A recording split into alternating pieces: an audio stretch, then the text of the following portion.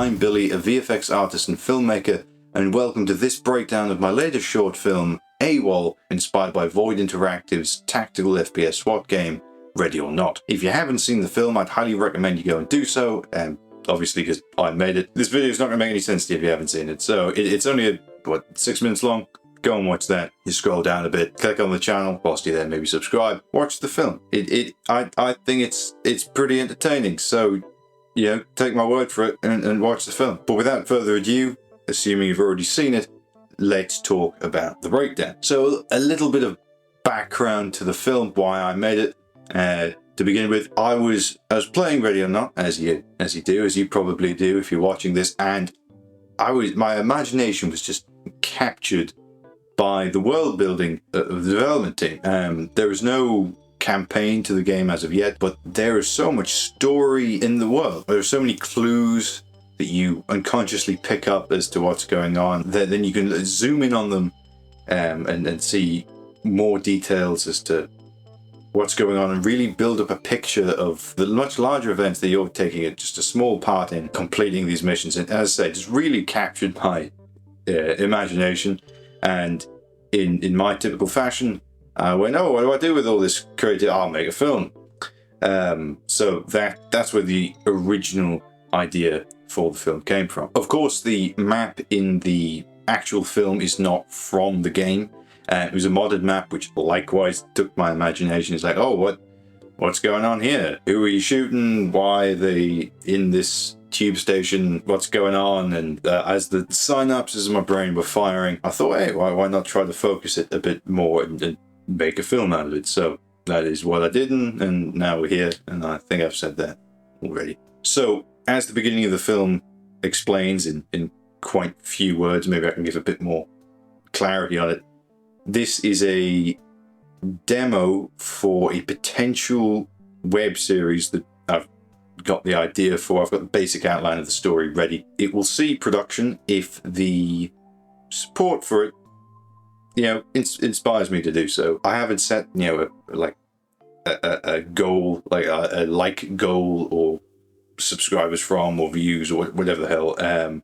It's just if I see there's an appetite for it, I'll make it. It's a lot of investment to make one of these episodes, so it's not something I would do without the support. So if you're on the fence of commenting, yeah, I'd like to see that, go ahead, because that's the only way more is going to come out of it. And if you don't give a damn, then just, well, don't say anything. Another thing to note about that film is I designed it to more establish the mood and set the tone for the web series. It would be a bit more structured. It's like a teaser trailer more than a pilot. The point is to build intrigue as to the mystery.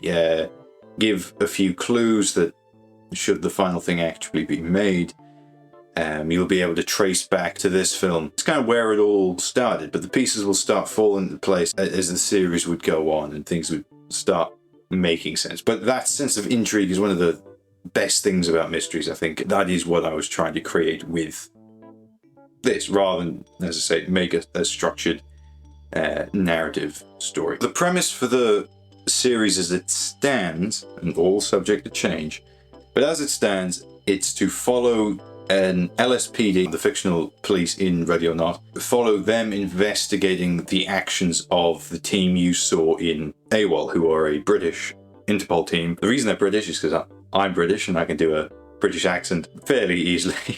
I can do various British accents fairly easily, and a lot more easily than other nationalities, and that was out of pure convenience, but it does help the story. Yeah, so as you saw in the AWOL film, they've gone rogue. Why have they gone rogue? Have they really gone rogue? What's the full story there? These are the questions that would be answered with the series.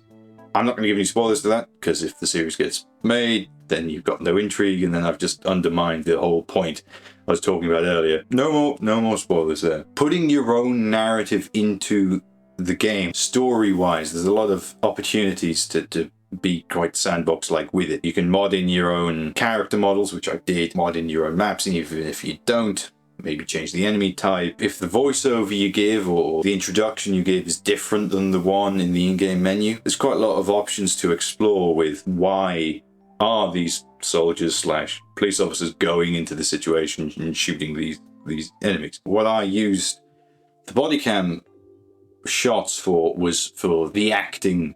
I was by myself making the entire thing. I didn't have and someone else acting out the characters whilst I filmed it. No, I did all the manipulation of the character and the camera at the same time. And well, I couldn't do them simultaneously. I had to cheat around that quite a bit, and using the body cam stuff was a great way of cheating that. You know, you want someone to shoot a civilian, for example. You can't tell the AI to do that, so all of that stuff had to be from the first-person perspective.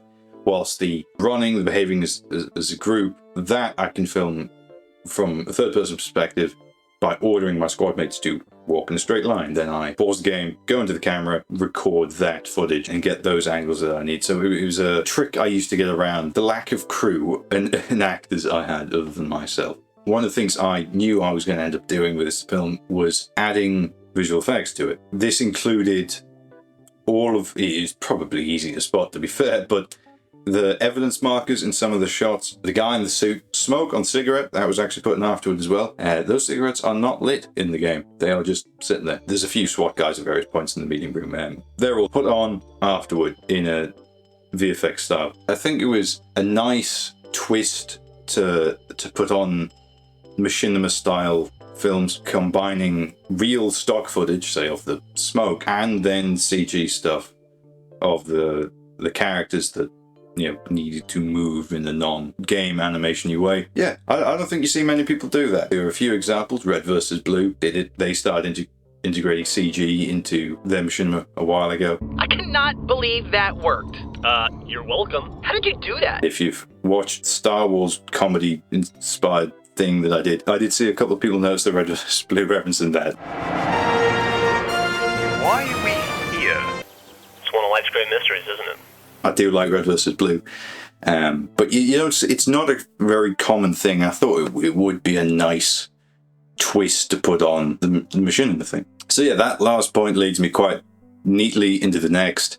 The machinima approach was intended to speed up the process of production. Not only was this a test to gauge potential audience reaction, it was also a test of, can I make 4 or 5 or however many episodes of these reasonably? Because the Star Wars comedy that I mentioned earlier, that was 3 minutes and it took me 3 months. With this, I've got other commitments, I've got to do other things. God only knows how long it would take me if I did the entire thing CG and hand animated everything. That wasn't realistic, so it's, well, what can I cut down? I'm inspired by Ready or Not, so I might as well film it in Ready or Not. I didn't do any modeling.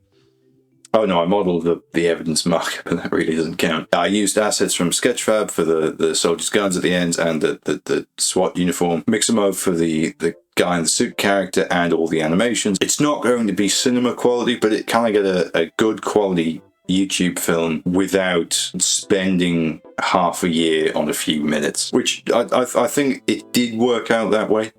Obviously, as I say, it's not the highest quality of everything, but it's a good compromise, and I'm generally quite happy with that. And it'll be interesting to hear what other people think. Is it good enough, or are the corners I cut too obvious? When I was filming the footage in game, one of the things I did try to do was make the recording as close to the kind of footage you'd get out of a camera when working on any other kind of film. I changed all the color settings to make it look like log, which is basically desaturated, unsharp, the plainest image you can possibly find. That way, any stylistic things you want to do, you can do afterward. The reason I did this is so I have an established workflow for working on VFX shots, and I wanted to simply drop this footage in the place of any other real life plate and just work on it like a normal visual effects shot when compositing other elements in. Made it easy for me just dropping the footage in and treating it like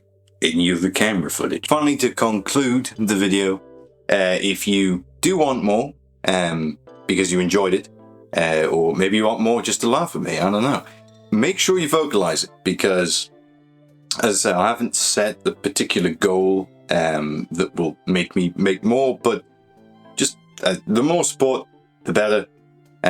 So if you did enjoy it and do want more, do comment. This is the first video like this I've done in a very long time, the first video I've done on this channel, certainly, talking to the camera, breaking down the stuff that I've done. And if you do want more in-depth breakdowns on the specifics of how I did certain visual effects shots in this film, or anything else I've done, my VFX reel is actually on the channel. It's slightly outdated now. I'm working on my latest one, but if you want a breakdown of any of the shots in that, either comment on that video, this video, whatever, and I'll see what I can do. If there's anything specific you want, make sure you request it. Do stay tuned for more breakdowns. I will probably be doing more anyway on previous things that I've made, future things that I make, discussing films I intend to do, see what we can learn from them. And of course, more films from me coming out on this channel. Subscribe to see when all of that stuff releases. I hope you have a great day, and I do hope you enjoyed the video. So thank you for watching, and good night.